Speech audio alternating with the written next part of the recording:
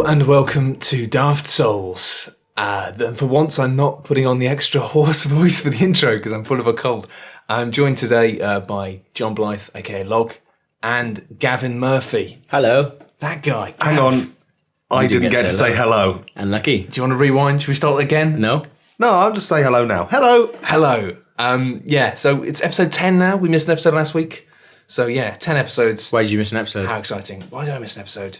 You feel free to lay the blame at my door. I didn't realise it was a Wednesday record, and I ruined it for everyone. Basically, I ruined it most of all for you, the reader, so feel free to just fucking hate me. I don't give a shit. Who even are you? Precisely. Oh, I'm so sorry. I lashed out there through guilt.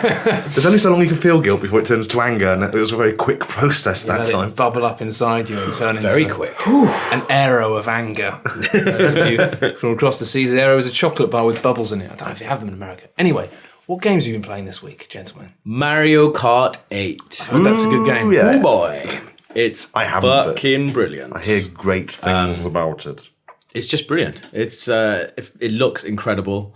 It's stupidly fun. I hear it only runs at 59 frames per second. That was really interesting, right? Because I think there's a massive community of arseholes in gaming who just like to pounce on anything Nintendo do. Who are well serviced by Digital Foundry. Yeah. But anything the Nintendo do, they just love to jump on it. And Mario Kart 8, everyone is just universally bumming it. I think that's true, because I get accused of being a part of that group sometimes. Oh, really? Because I think sometimes because I don't know. I don't paint it with butter. That's not a phrase. I'm a bit unwell. I'm losing my marbles. I don't paint it with butter. Perhaps you know what I mean? Perhaps you should try painting it with butter more often, Matt. Yeah. It might be what's missing from your work. But I mean, like, oh no, I don't know what I mean. You know that I don't jazz it up, glam it up. Okay, well, neither do I really. I just love... You don't spray paint a turd? Sort of. I just think, like, Iwata, I don't think there's anybody like him in the world. And I think he's a genius, and people try and sort of lump him in with all these, like, CEOs and stuff like that. And I think the work that he does just can't be sort of compared to any other games developers. But anyway, these fucking Nintendo haters who love to come out of the woodwork anytime, like, interim results are announced or anything like that, which as someone who plays games, I couldn't give a shit how much money a company makes. Nintendo have got enough money that they can just carry on doing whatever the fuck they want. And what kind of prick are you to take sort of like some satisfaction in it? Well, they didn't do what I said they should do last year, so exactly. That's why this is a vindication of my online rants. I do find it funny how when the numbers come out at this time of year, when people do go, oh, well, it's proven my point that Nintendo is shit. It's like, well, I remember probably my most fond memories ever of playing video games with a Dreamcast. And I bought my Dreamcast for £60 because I bought one when it was literally like, it had already been shot in the head and it was crawling towards the Fire exit. sale. While somebody walked behind it, emptying more bullets into its spine. Yeah. But it was great because I just bought all the PSO, Sonic Adventure 2. It was amazing to have the internet at that low, an unusably low resolution on a cathode ray tube. It was just beautiful. Yeah, I remember going, oh, cool, I can surf the internet. I will never do this. Yeah. But no, I've got hugely fond memories of that. And I mean, it's funny how you'd never have people going, oh yeah, but the Dreamcast was shit. All the games on it was shit. Why? Because it didn't sell very well. Yeah. And yet people do that. Yeah. And I think the one thing that Nintendo do well is they make great games. Yeah. It's just they really fuck up the infrastructure elsewhere. I must say, actually, briefly, like the whole thing they've done with saying that now you can, they're going to basically have a system where like you can stream, you can have Let's Plays of Nintendo games on YouTube if you signed up to as part of the Nintendo affiliate. And you have to share your revenue. Well, the thing is, it's like the person who's come up with that idea clearly hasn't looked at how affiliate systems work at all. Because the thing about YouTube affiliates is as soon as you sign up to a network, and the network is basically like a Russian doll system whereby you can get people to sign up to your network, and then you're signed up to a bigger network, and it goes all the way back like a spider web. Yeah, but isn't it a Russian doll where loads of little dolls get inside one big doll? Yes. Because that's not a Russian doll, It's like Matt. a Russian doll full of tiny spiders. It's like the Dark Souls equivalent of a Russian doll. Oh, this looks nice. It's full of tiny spiders. But no, it doesn't work because once you've signed up to be part of a network on YouTube, you are then locked in, and you have to actually do this thing where you click a button and Google basically say to you, hey buddy, once you click this button, You're fucked. Yeah. we're not doing anything. If you then 5 years later say, I want to leave, it's between you and the people who you signed up with. Yeah. And Google basically washed their hands of it. Yeah. Which means it's fine if you're an up-and-coming new YouTuber who wants to do Nintendo things. You can join the Nintendo affiliate scheme. But if you're a big YouTuber... You actually won't be able can't. to, yeah. You literally can't. You're not going to be able to go, I love Nintendo games, so I'm going to leave Machinima or whatever and go with Nintendo. Well, chances are you're already part of something. If you're a big YouTuber, you're already part of a network, probably. And Machinima do not let anybody leave, do they? Because you always see people just fucking having these massive public spats with them going, I tried to leave and then they wouldn't let me. It's certainly been the case in the past. Yeah. I've no idea what it's like now, but I've heard a lot of horror stories. But I think it's true lots of people, and it's fair enough. I mean, it does come up with this big message being like, once you do this, that's it. We're out of the game. It might look like just a button to you. A really easily clickable button. That's a hard thing to say. Shut up, stop judging me. But the thing I was saying anyway, so it came out this week then that apparently the 60 frames per second is only running at 59 frames per second. And just the amount of people on Twitter, just absolute bollocks, just going, Nintendo fucked up again. And the anti-aliasing isn't all it could be. I actually find the whole 60 frames per second thing fascinating.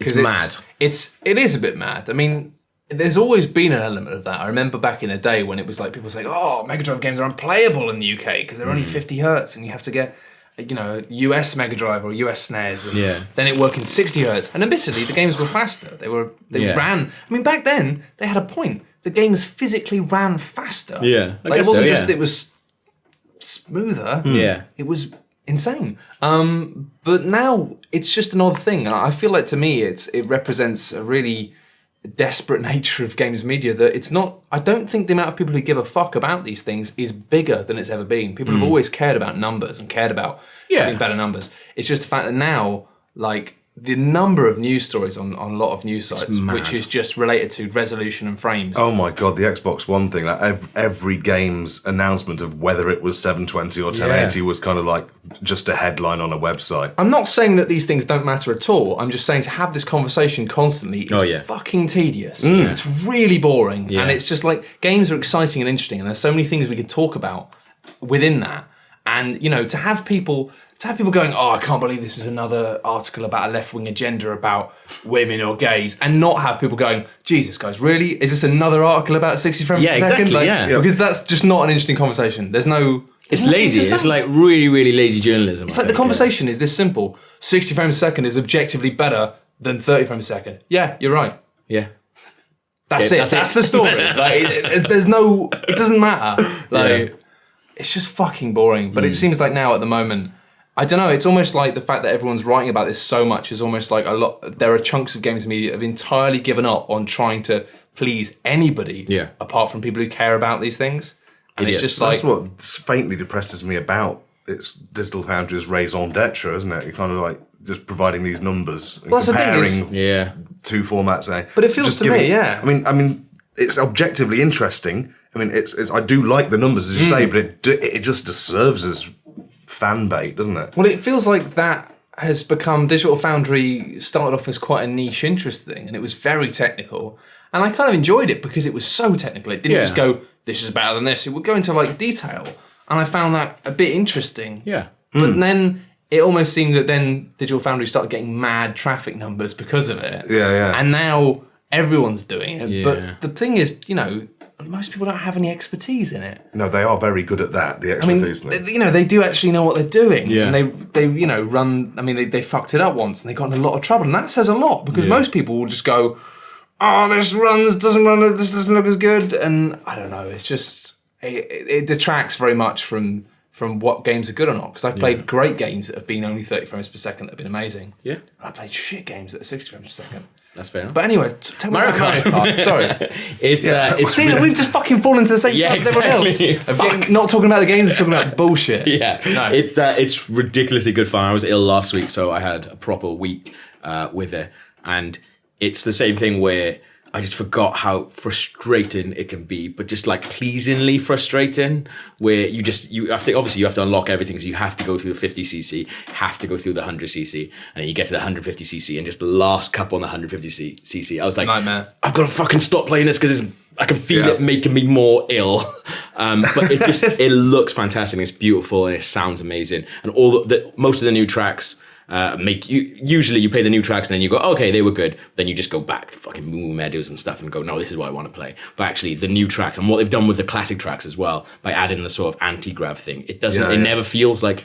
It never feels shoehorned in. And a lot of time with Nintendo stuff, like you feel like, oh, we've done 3D, so you can do this. And like with the 3DS one, you could sort of, gyro in, stuff like that. And it does feel really, really shoehorned in. But the gyro, the anti-grav stuff in Mario Kart 8, it makes every single track amazing. I mean, actually, I think Joe talked about that a lot and about how it sounded amazing. That may have been in one of the Ghost casts, so apologies if it was. Okay. But I remember he'd saying about how it seems like a dumb gimmick, but then it ends up being this amazing almost pinball thing of how trying completely. To because if you ram into someone when you're in the anti-grav, you get a boost. Yeah. So you end up basically trying to pinball off everyone.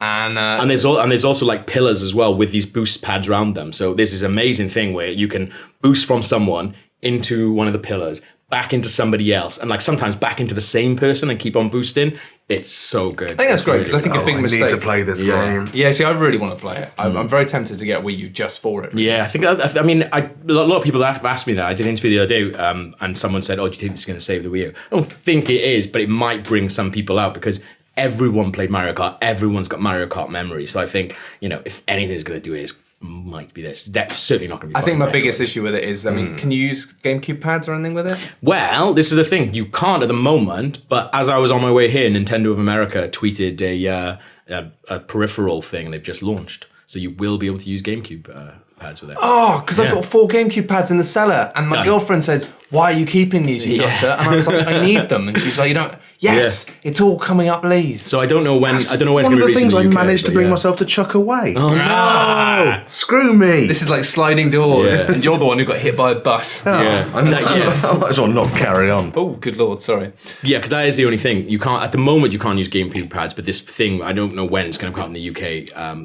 But it's Nintendo America. If they do that, I'll probably buy one because I like the idea of having a 4-player Mario Kart. Yeah. But the idea of spending the money on a Wii U and then getting loads of pads, it's just I know that it's probably only going to be about a year and a half before it ends up just being like not junk in a literal sense, but house junk. Stuff. It's like you haven't used that. Well, it's taking up loads of space. Yeah. That's the thing. In the moment in the office, we've got because everyone. Keep stealing stuff. So we've got the gamepad, and playing on gamepad is fine. It's absolutely fine playing with that. But then we're just using like Wiimotes and nunchucks to play it, and that's not fun to play racing games. No.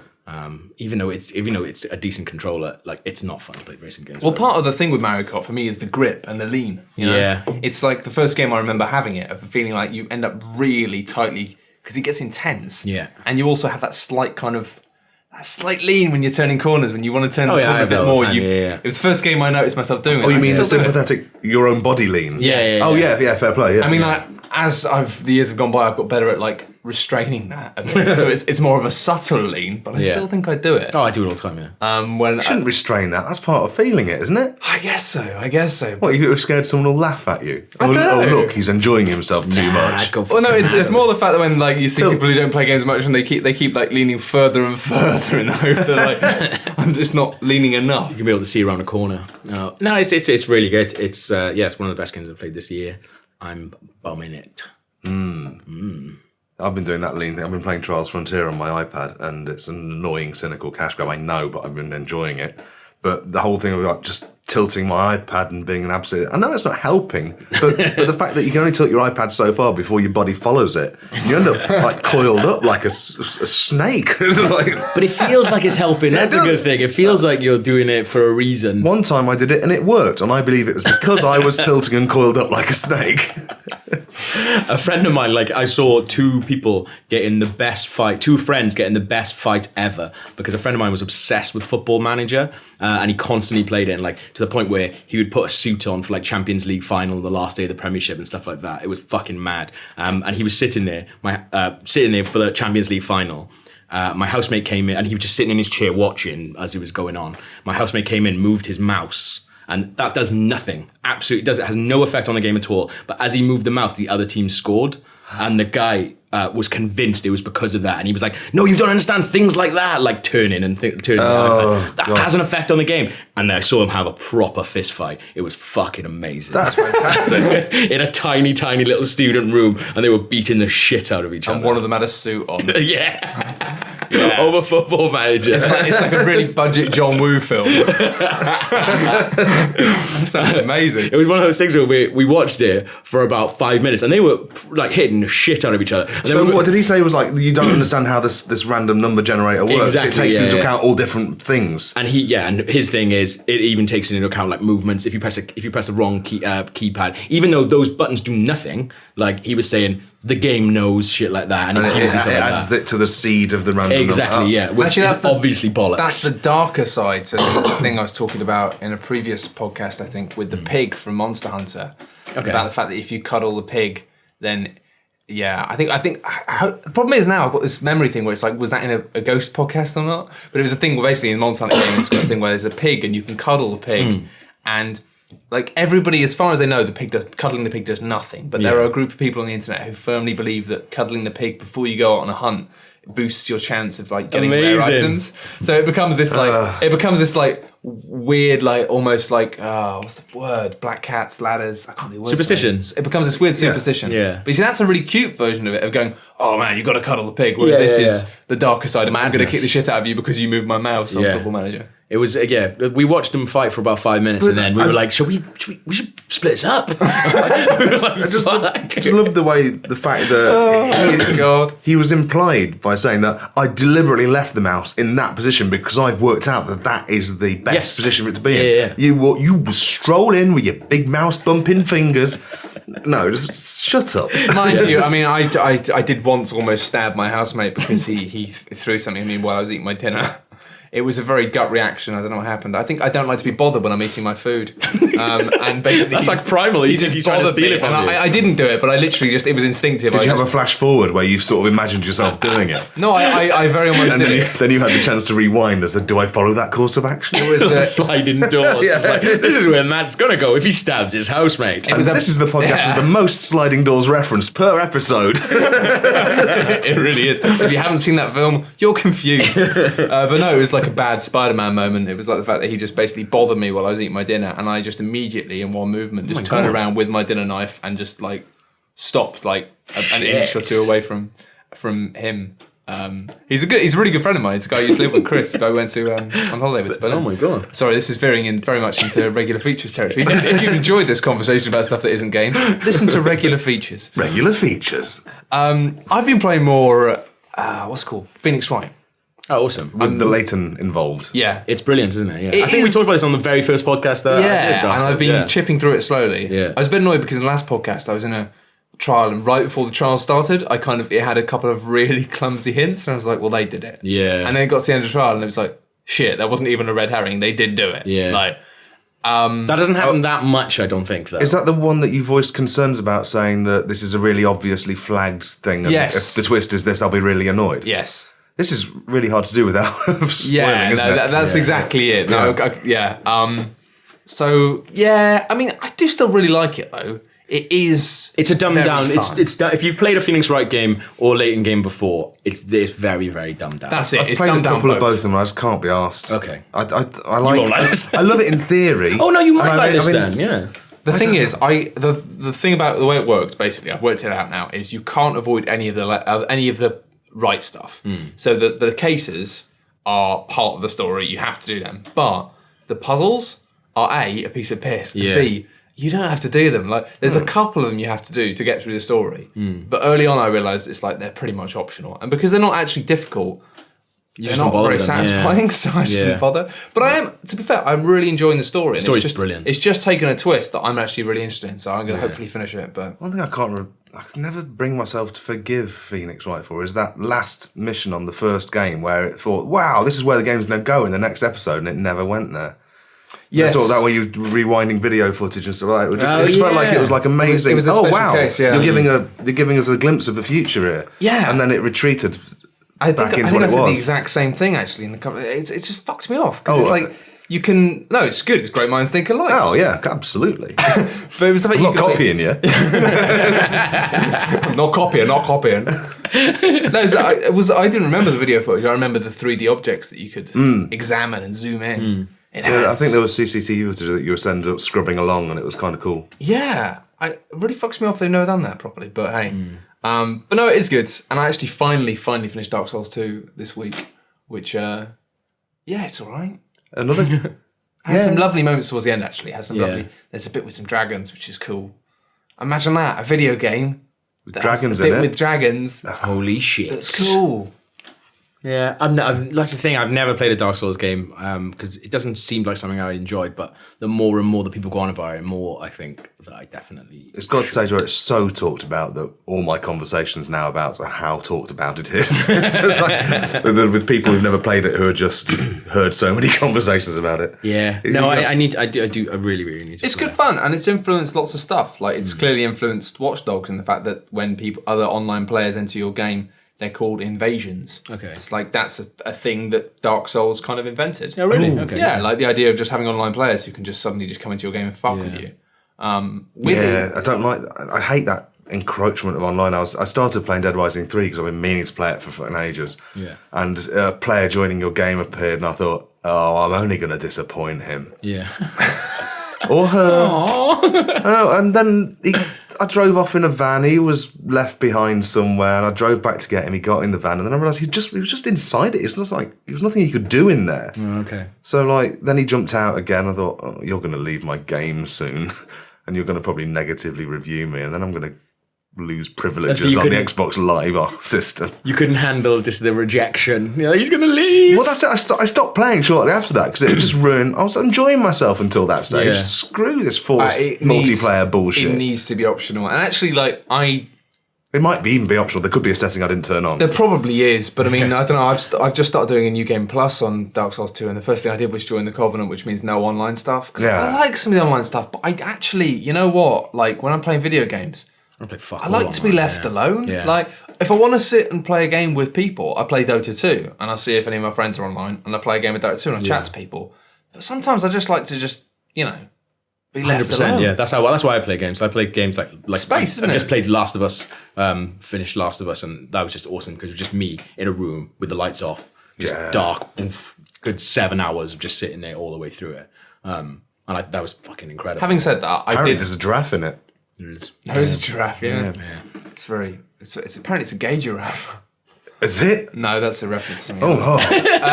I did see them incredible.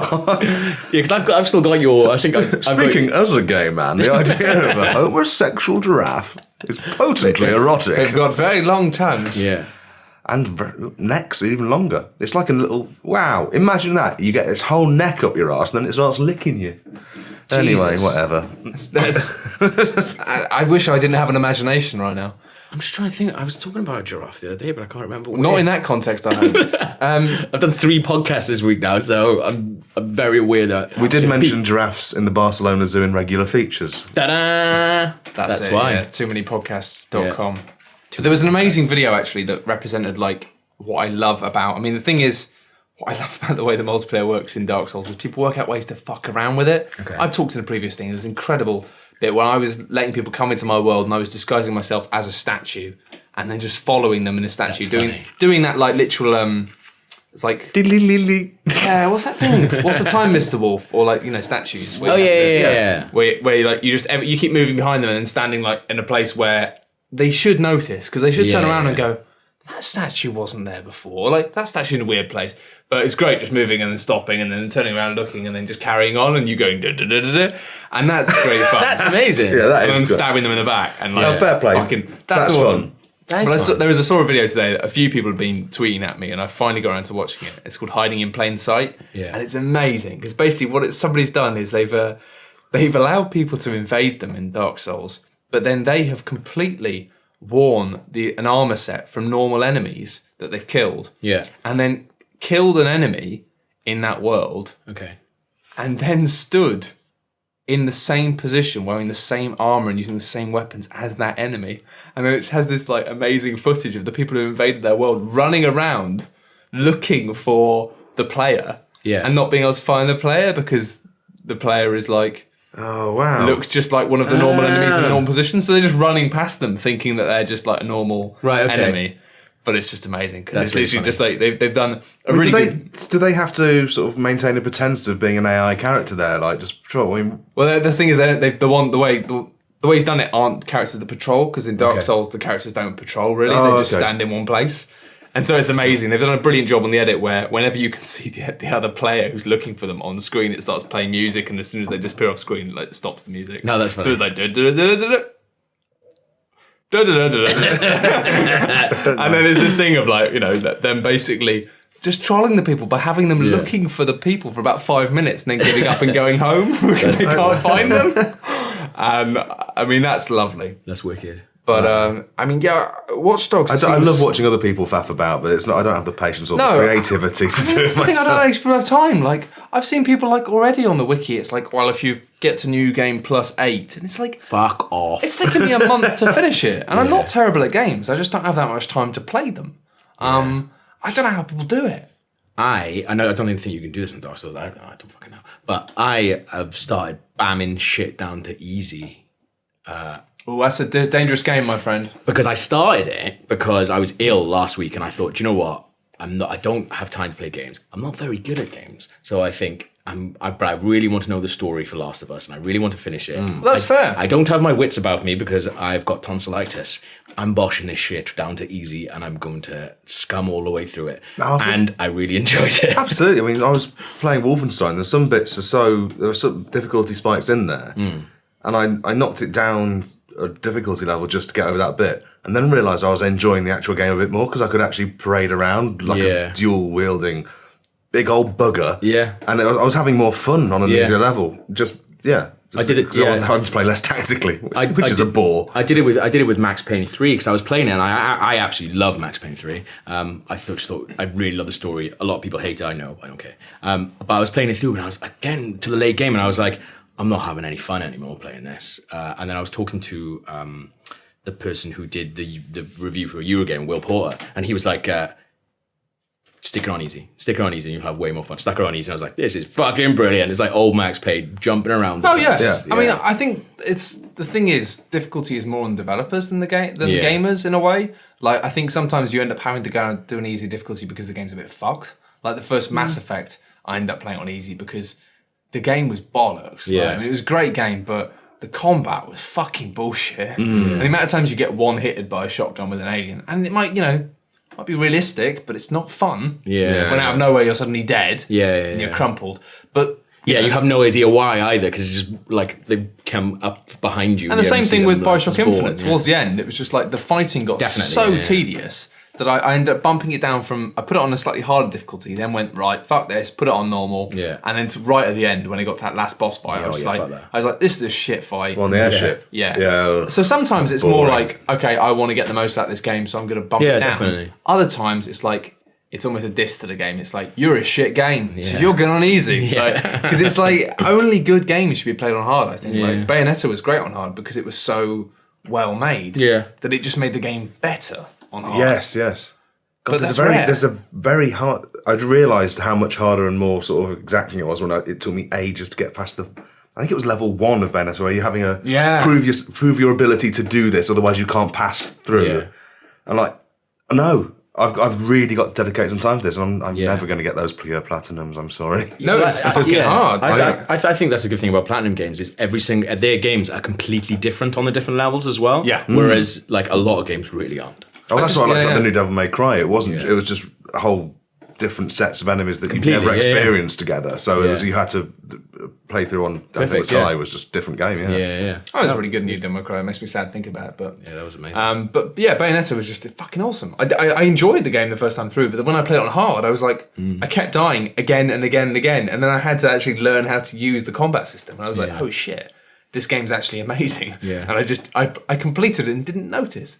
See, if you buy a Wii U as well, you'll have Bayonetta 2 by the end of the year. I'm worried about Bayonetta 2. I don't know what it's going to be or what state it's going to be in. I've just got a feeling I played it last year at E3, and they were trying to get everyone. Because have you played one for It 101? looked very similar to Bayonetta 1. Oh yeah, it looks okay, but actually the gameplay was amazing. But they were trying to shoehorn in the thing from Wonderful 101, which really works in Wonderful 101, where you have to do some sort of like Drawing. Yeah, drawing, that kind of stuff. And they were trying to design Bayonetta. I was like, that doesn't really work at all. And I was that like, sounds bad. And they were like, oh no, you have to do it. And I was like, it was just one of the sort of booth people. And I was like, you have to do it. I was like, no, you can use the buttons if you want. I was like, I'll just use the buttons, that's all right, mate. I don't want to do this at all. Like, sack that shit off, and it was fine. Yeah, because I mean, it's not optional in Wonderful 101 though, is it? No, it's not, but it works in Wonderful 101. Okay, right.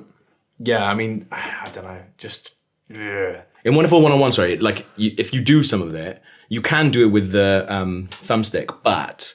if you can't, you don't have the sort of range that the thing has, so your attacks won't be as good. Yeah, So that's another game that I really wish I want to play. You like it? It's really, really good. Yeah, it seems right up my alley. Yeah. But And I think if you buy Mario Kart 8, you get a free game as well. So if you buy Mario Kart 8, you can get 141 for free.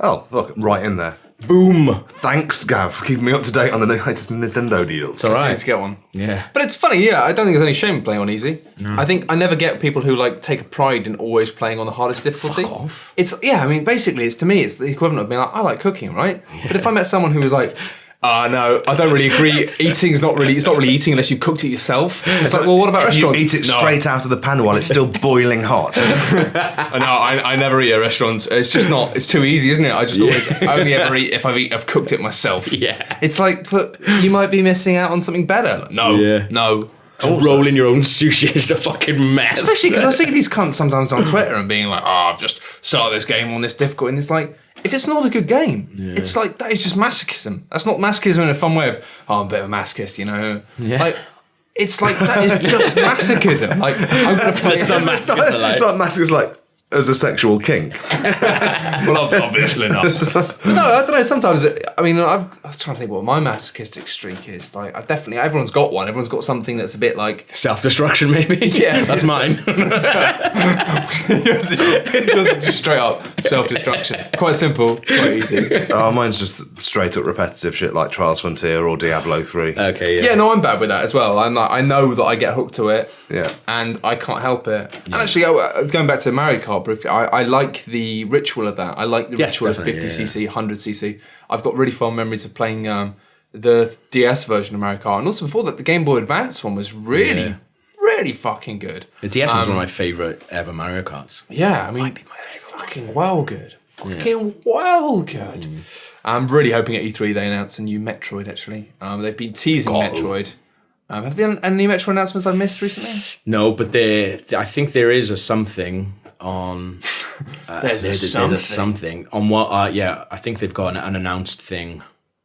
I'm really hoping it's not. E3. I don't know, I mean, I'm probably going to sound like if it's fucking Majora's Mask on 3DS, I'm going to kill myself. I do want that, but if they've made this big song and dance about something they're going to announce and then be like, yeah, it's Majora's Mask on 3DS, same game, but it's 3D now. I mean, I would like to play it because I don't remember as much of that as I'd like to think I do. Yeah. But no, that's not an announcement. That's like something they should have done. Something they should just bosh out on a Friday. I don't know how it works, but I imagine that like it can't be that difficult. That's the point at which like anyone knows anything about game development. Like, fuck off with their head going, you're an idiot, you're an idiot, you're an idiot. They've already done Ocarina of Time. They just press the same buttons. Exactly. Idiot mode engaged. Put it through the same 3D thing. Done. Do the 3D filter on it. Fucking easy, mate. But I really hope it's not more like Prime, because I know I'm like a weirdo, but I couldn't get into the Metroid Prime games.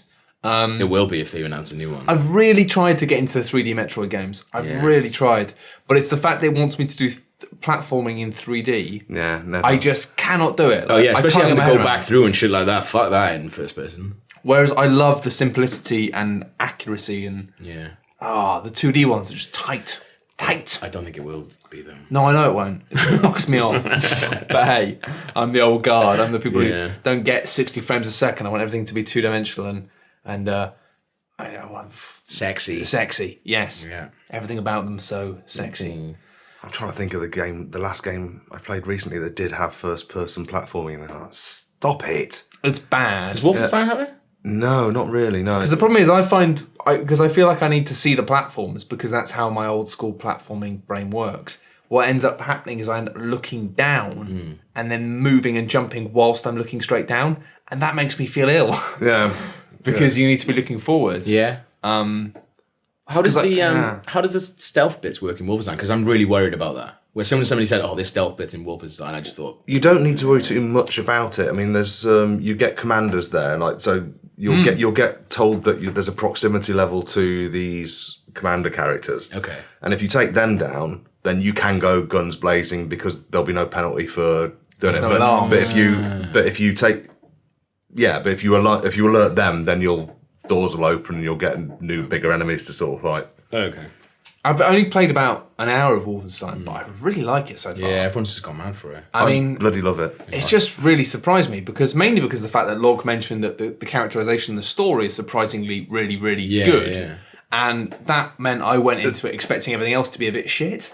Yeah, I mean, I don't want to over-egg how good it was. It was surprisingly good. Yeah. For a Wolfenstein game. It's more than you'd ever expect from a Wolfenstein game. There's just moments... I'm not expecting to cry, but yeah, I do cry at everything. I cry really easily when I'm on my own. When when you're playing stuff, or just anyway, if you're left by yourself. if I'm in a relationship with you and you're there and you say something, I won't cry at that.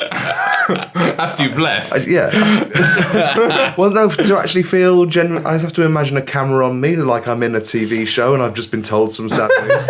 And that's how I feel emotions, imagining myself as my own audience. Is that psychopathic? I don't even know. I think it was something that we were talking about before, Matt, when Walking Dead was coming out, and a lot of people the Walking Dead game is fucking brilliant. The Telltale Walking Dead game is really, really good. But a lot of people were saying like, "Oh yeah, it's really good. It made me because it made me cry." And I was like, just because it makes you cry doesn't mean it's good. Yeah. No, I mean I cried at the start of. I cried fucking adverts. The Star Trek film, the first remake of the Star Trek film. I cried at that immediately when his dad died. Oh yeah, spoilers. Yeah. And I cried at one point during Thor, the film Thor. Oh. I mean, both times I was on a plane. I've talked about this. I'm mystified by it. Yeah. But planes make me cry. I think it's that does happen. But it doesn't mean things are I've good. heard of No, that phenomenon, definitely. Yeah.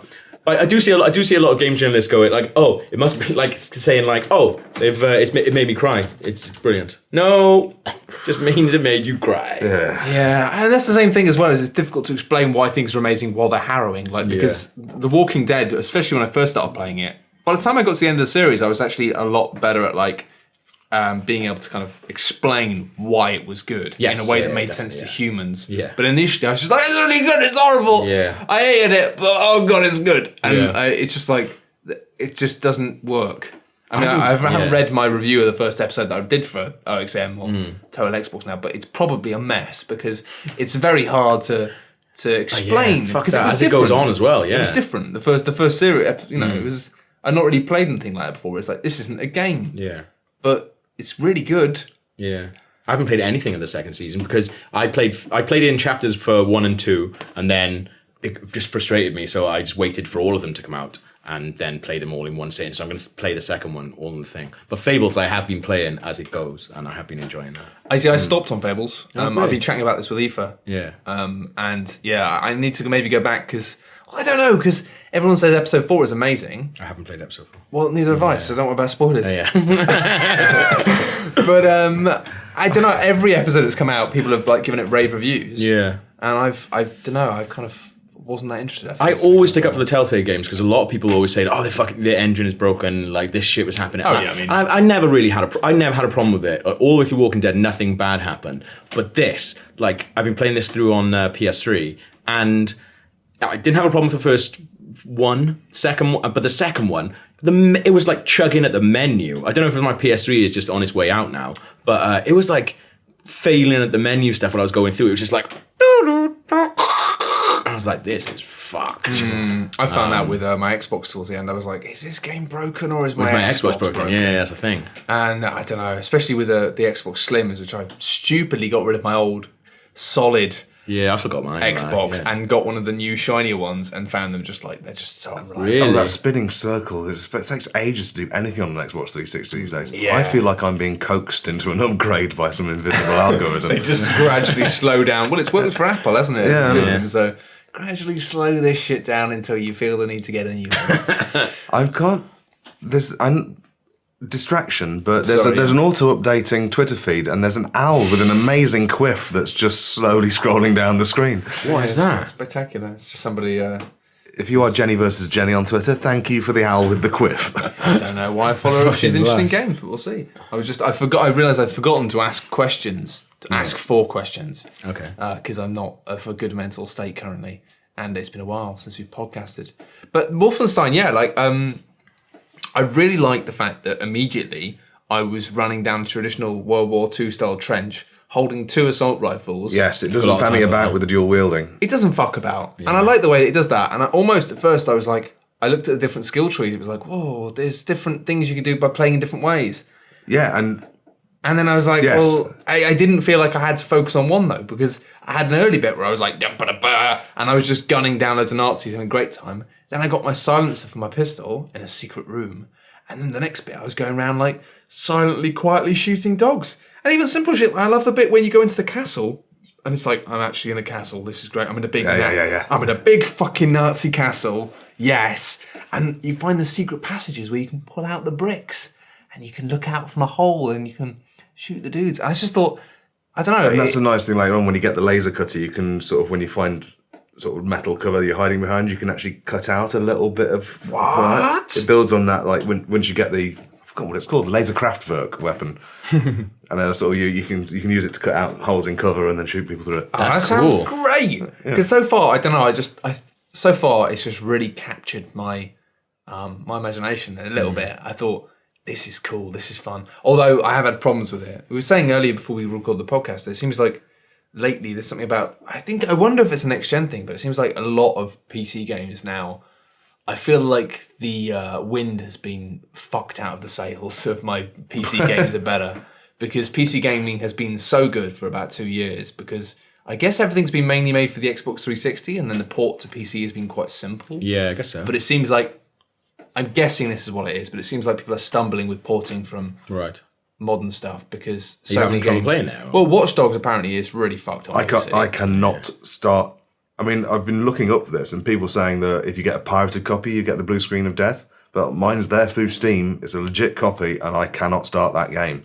I love the people moaning about pirate stuff. Yeah, like, I love when you go on like Pirate Bay and stuff, and you see like when people upload like cams of like movies, and then it's like, this is fucking bullshit. Like video 2, audio 1. I can't believe people are sharing this. Reviewing. Like, yeah, Jesus Christ. You've got your priority. You've got everything wrong. Like, yeah, I love the idea that people moaning they're getting blue screen of death for a pirated copy. Well, no, all I found other people talking about it was people laughing at people getting the blue screen of death for having a pirate copy, which made me not want to say, I can't even start it, because I thought people would assume I pirated it. Yeah. I do think the best pirate thing ever, though, was in, it's not a good game, but in Serious Sam 3, I think, where they made it so if you pirate the game, then right at the start of the game, you get chased by a giant, invincible red scorpion. That's really fast, and basically just like, you can't kill it. Yeah, like, you fucked it. It just kills you repeatedly. That's awesome, yeah. And it's there. And people are like, I can't kill this fucking enemy right at the start. It's like, yes, because you pirated the game. But no, I don't know, like Watch Dogs doesn't really work. Wolfenstein doesn't work on my PC. I loved it for the first hour, but then I got to a cutscene with Death's Head. And because I enjoyed the prior moment to it so much that I actually wanted to enjoy that cutscene. And that's rare. I think that's a good sign of a good game where I'm like... That moment, the first time you meet Death's Head, is because you know what's coming. You're entering a locked room. It's a bloody Wolfenstein game. You know something's going to happen. Yeah. You go, oh, the dread. Yeah, there's a genuine dread in the room, and then something nasty happens and it gets worse, and then it's like you're in a room with Death's Head being pinned down by Nazis. And it was just the fact that he's already got a weird face and a weird animation for his talking, because it's supposed to be unsettling, I think, in combination with the voice acting. And it's one of those things where I could see what they were trying to do, but it wasn't working on my computer because the animation was completely out of sync with the voice acting because of problems. Yeah. And it just seems like it just doesn't work with AMD. Wow. And it's just really annoying how I decided last week to take a day off, which is a weird thing with what I do now, because it's like I don't really have annual leave, but I just sort of every now and then go, I'm going to take today off. Yeah. And I spent loads of money on games. And That's a betrayal to your Patreon. I know, right? This is what he's doing with it, guys. He's having days off and being a human. You should give him like £2 each back for every day you take off. They own you 7 days a week now. You didn't stipulate in your Patreon thing that it was going to be a 5-day week thing. This is bollocks. The thing is, though, actually, when I'm taking my days off, that what I do with them is I play video games, which without doing that, I wouldn't be able to make. Yeah. So it's actually like I'm jipping myself, really. It's almost like you'd be talking about Daft Souls or Dark Souls. I got the name of the podcast right. Yeah, the name of the game wrong. Oh, fucking rewind and erase me. That's the thing is, I find myself, because I'm trying to do the series, it's like, well, all I've played this week is XCOM and Dark Souls. Yeah. So I need to like find the time to do it.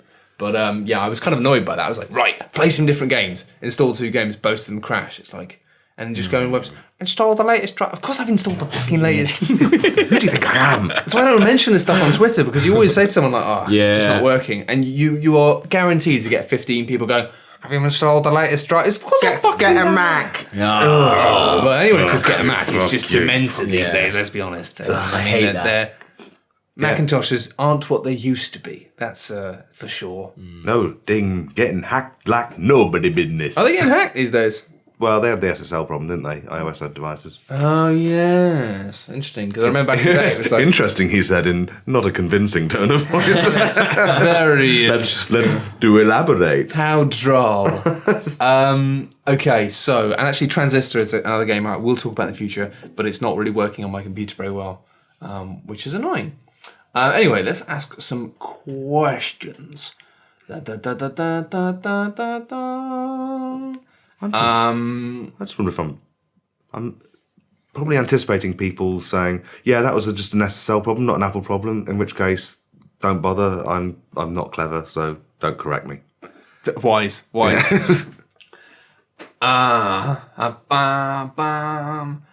Tom Blake very quickly asks, do you think EA are going to tarnish the Battlefield name by putting out yearly updates? I don't know, I mean, Nah. It's odd, but I remember when I met up with DICE about 3 years ago, they said we wouldn't want anyone else doing Battlefield because it's our baby and stuff. Yeah. But then, they're a big studio, you must get bored of it. Even though they've done it for years and years, you must get bored of it. Well, and plus actually, the new one sounds like it's something different. Anyway. Battlefield Corps looks fucking brilliant. yeah, I was sold. I was sold on the bit where it was like, that mode is Cops and Robbers from GTA 4. Yeah. And Cops and Robbers from GTA 4 was the best thing about GTA 4. Yeah. It really fucked me off with GTA Online for all of their bluster about GTA Online, this sprawling world where you have your own money and your own garage. It's like, I don't fucking need that. Yeah. What I need is for you to make a Cops and Robbers mode that is vaguely moderated and vaguely designed not to be broken. Yeah. I could never get on GTA Online. I tried for about 3 days and I thought, you know what, I'm not doing this anymore. It's bullshit. It ain't my game save for the main game, and I was just like, fuck you all. I'm not going to do horrid. that yoga QTE again. Screw you. Adrian T asks, do you think heavy optimization issues on PC games like Watch Dogs are treated seriously enough on reviews? This is impossible because, as I have with Wolfenstein, the problem is, when you're reviewing a game, it takes enough bloody time to play and complete the game.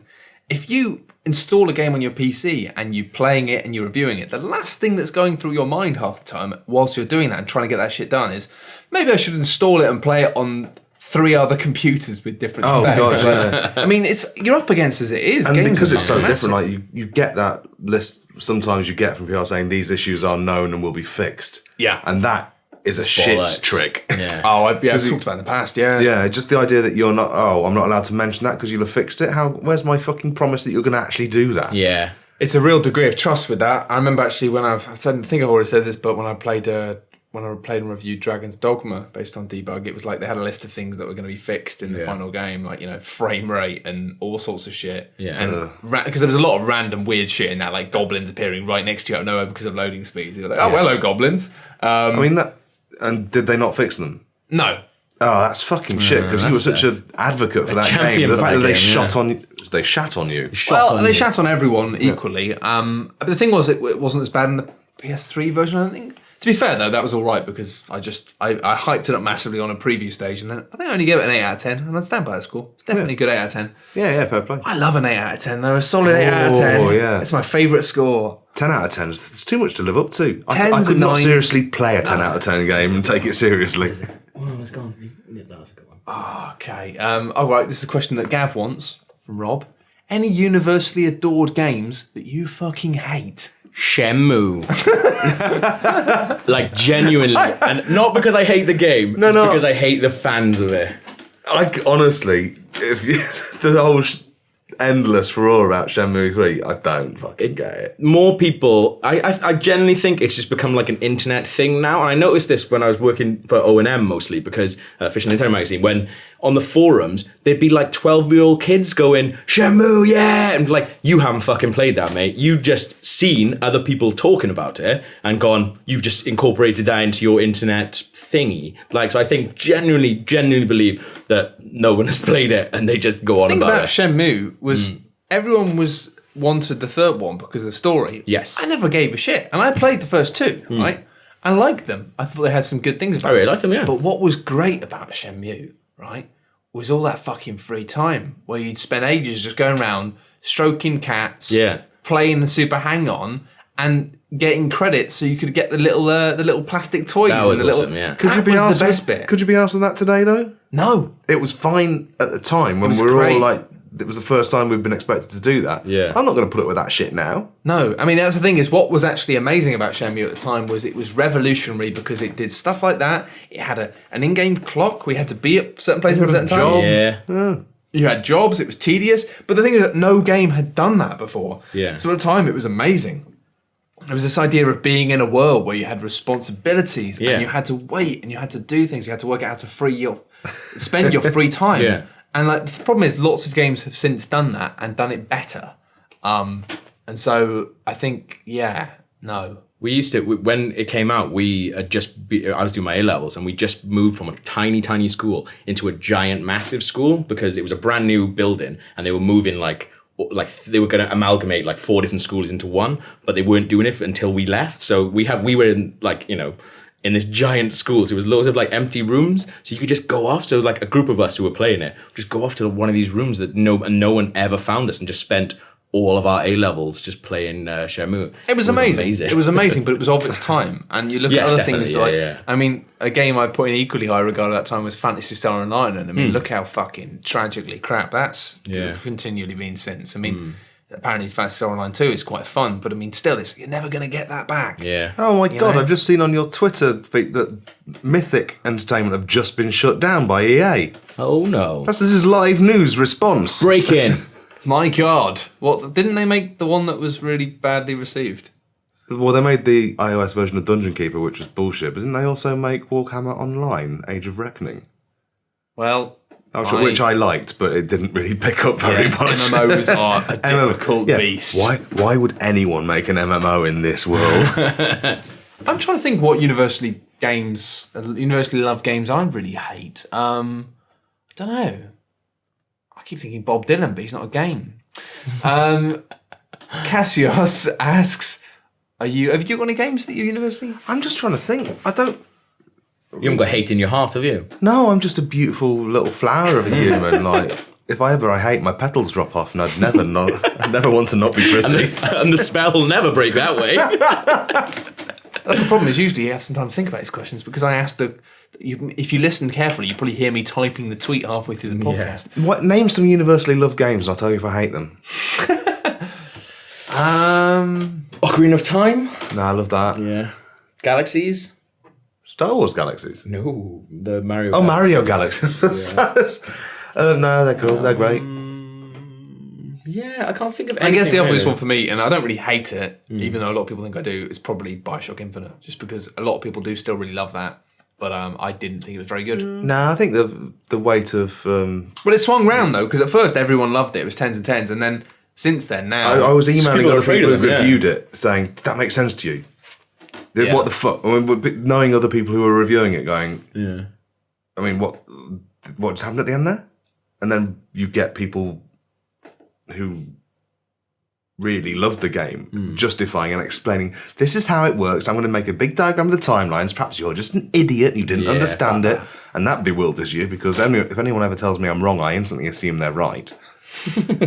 which is bad from I was a bit reviews worried. games. I was a bit worried about that when I was playing. I was like, have I missed something here? Like, is this cleverer than it thinks it is? What the hell makes you jump through a fucking portal saying, okay, I'm willing to give away this universe on very little evidence that the other one will be better? Yeah, I just don't get it. Fuck that. It's Doctor Who bullshit, and it Yeah. comes from somebody who likes Doctor Who, like, but it likes That it is with Doctor Who caveats. bullshit, It was pure Doctor Who, and like the fact is, a lot of people who played Bioshock Infinite loved it. The sort of people who would turn their nose up at Doctor Who. So either Fuck do you. one or the other. Either appreciate that Doctor Who is bollocks but fun, or get off your bloody high mechanical horse. Yeah. That's it. Yeah, it's actually quite happy with that. And I noticed the reference to a Tom Stoppard play as well, and then I mentioned it to someone who actually had the interview with Ken Levine. I had the interview with Drew Holmes because I'm a leather journalist. He mentioned Tom Stoppard to Ken Levine, and Ken Levine went, well, I'm glad you noticed that. Would you like me to suck your balls?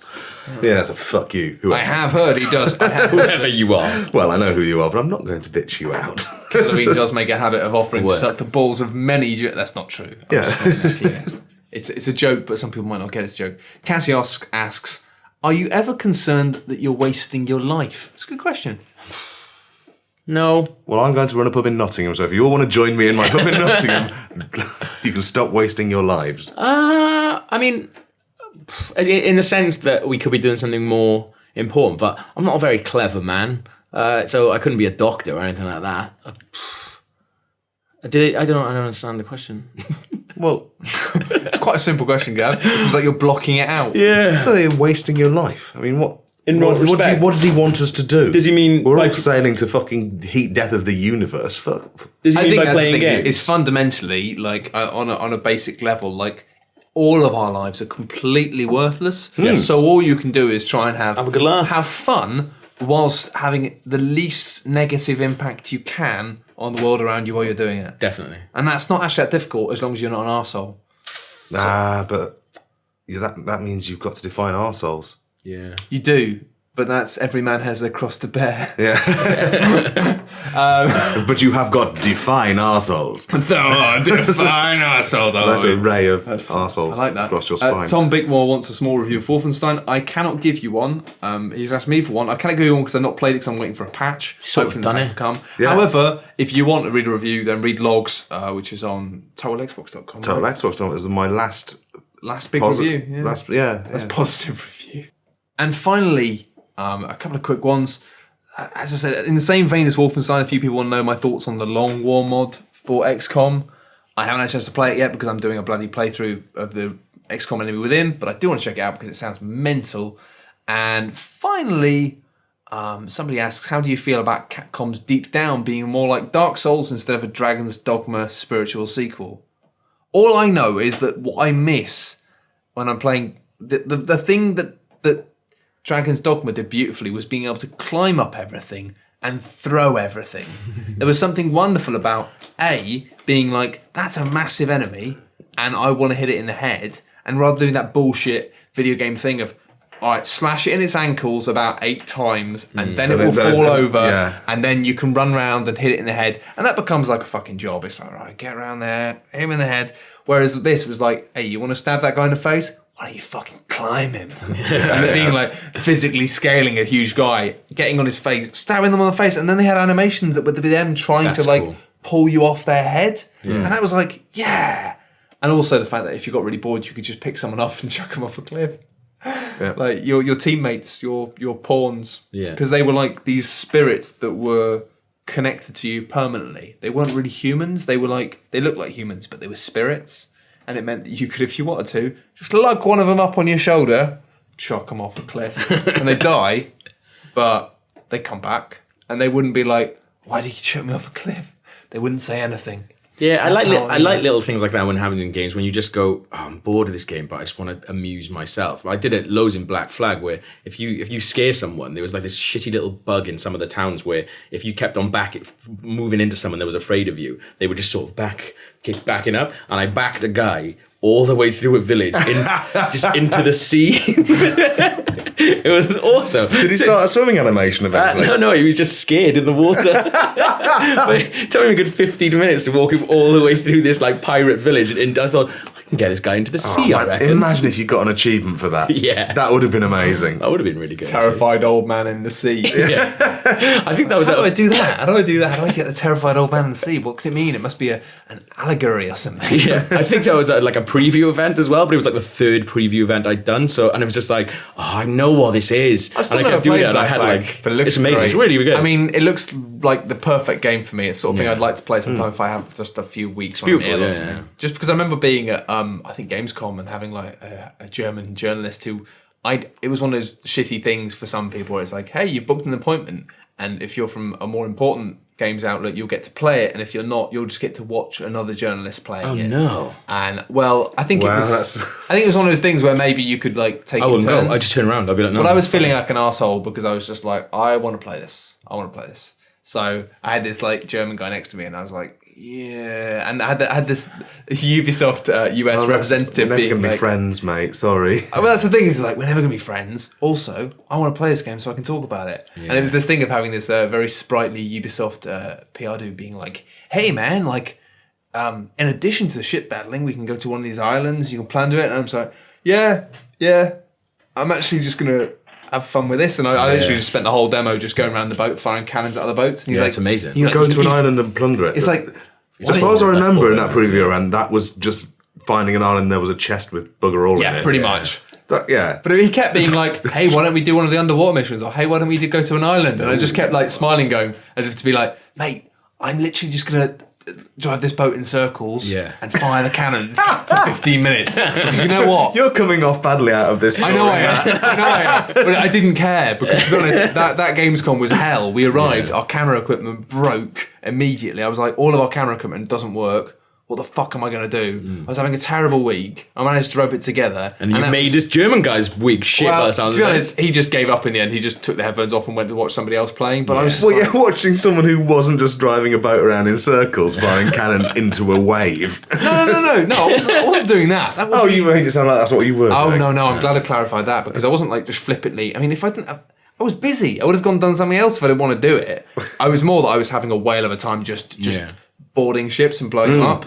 That they wanted me to look at the normal Assassin's Creed stuff, and I was just like, "Nah, mate, Yeah. I'm doing boats. That's- I'm having fun." That's what, like, I had a developer watching me walk this man all the way through a village, and I didn't realize he was watching. And I was having a fucking great time, and then he was just like, he came over and he was just like, "What are you doing?" And I was like, "I'm just gonna walk this guy into the sea. What happens?" And he was like, "I don't know. Let's see what happens." That's the problem. I was It's like, when you do that, it comes across like you're trying to be like pointlessly flippant and quirky, No. so you can write a crazy Yeah, preview. but games like that are made out of But that's the moments thing, like yeah. that. is they want you to go through the hoops of here's the core things you can do in the game, but actually it's like I want to play this like I would play it Yeah. to see if I enjoy it, and I did. I love that game. yeah. But I really hope they make another Dragon's Dogma just because there was something wonderful about it. Was even after you killed stuff, you could kill a monster and then pick it up and then carry it. Go to another monster. I just think there was a defining point at the very start of that game where you started off by the sea and you're in a little village and you work out that you can, when you stand near a pot, it says grab and you press the R trigger and you pick up a pot and you carry it on your shoulder and you can throw it.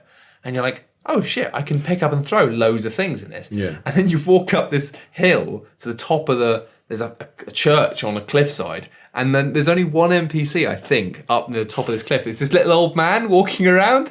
And the amount of people I've spoken to who just at that point like realise that you can grab people. It's like there's no one else there. And you're just like, pick up the old man, put him on your shoulder, chuck him off the cliff. And he falls down to the beach, falls down really far. Amazing. It's so funny. Can you go down and find him?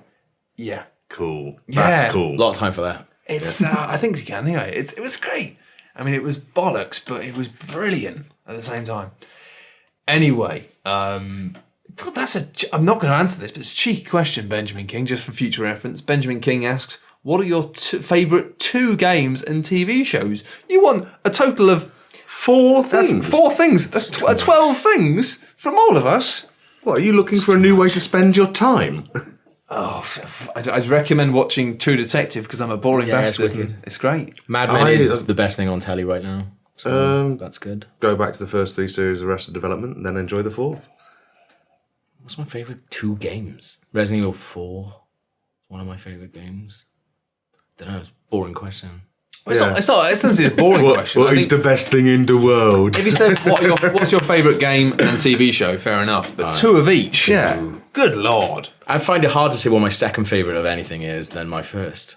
No But I offence, thought Benjamin, the but first that's the podcast equivalent of being offered a chocolate from a box of chocolates and turning to the person and saying, "Can I have 12?" What a cunt. Which is that's rude, Gav. I want you to apologise to Benjamin now. Sorry, Benjamin, you're not a cunt, probably. I don't know. That's as much of a caveat as I need. You're probably not a cunt is the kindest thing you can say to a stranger. Thank you very much for listening to Daft Souls episode 10. We've done 10 episodes now, which Should've I been a think party. is a small achievement. If you have enjoyed this podcast so far, this has been the end of the free trial, and from now on it will be $4.99 per episode. We are coming up to episode 100 of regular features now. Sorry to plug that podcast again. I think, considering the present company, you are completely within your rights to plug regular features. What would happen if you charge £1?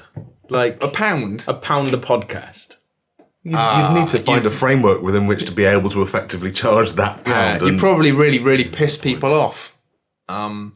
And I'd people pay would, £1 for something. I don't know. I mean, imagine if we did that with regular features. People. That's what I'm talking about. People would be like, "Oh, like, I don't care about this. I'm talking about regular features. People would say, "Well, I would have paid £1 for episode 47. That was a great one." But now, these days, you're not as good. I don't know. There's a lot of pressure, isn't there? Then I think we get better with every one. Well, that's it. So we should start off as £1.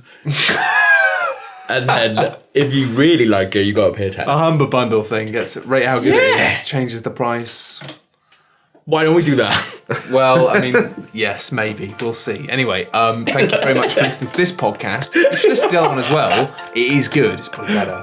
I'll suck anyone off for £1. And on that bombshell, thank you very much for listening. We'll see you next week for episode 11. Bye. Bye. Bye-bye. Why don't we charge £1?